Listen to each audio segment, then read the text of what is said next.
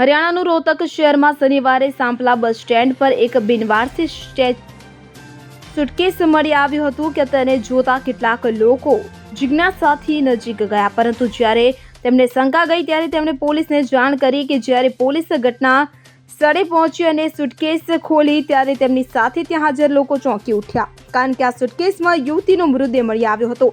આ યુવતીના મૃતદેહને જોઈને તેવું લાગતું હતું કે તેનું ગળું દબાવીને હત્યા કરવામાં આવી હતી અને મૃતદેહને સુટકેસમાં મૂકીને ફેંકી દેવામાં આવ્યો હતો। પોલીસે તાત્કાલિક ઉચ્ચ અધિકારીઓને જાણ કરી, જે બાદ ફોરેન્સિક ટીમ પણ ઘટના સ્થળે પહોંચી હતી। પોલીસે પ્રાથમિક તપાસમાં હત્યાનો મામલો લાગે છે।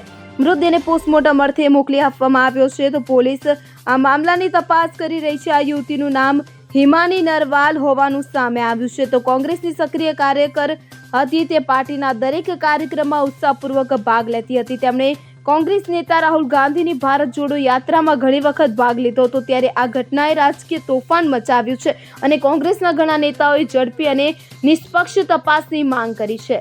Bureau report CN24 news. હવે જુઓ દેશ દુનિયાની તમામ ખબરો તમારી આંગળીના ટેરવે। ઉઠાવો મોબાઈલ અને Google Play Store પરથી ડાઉનલોડ કરો અમારી CN24 ન્યૂઝ મોબાઈલ એપ।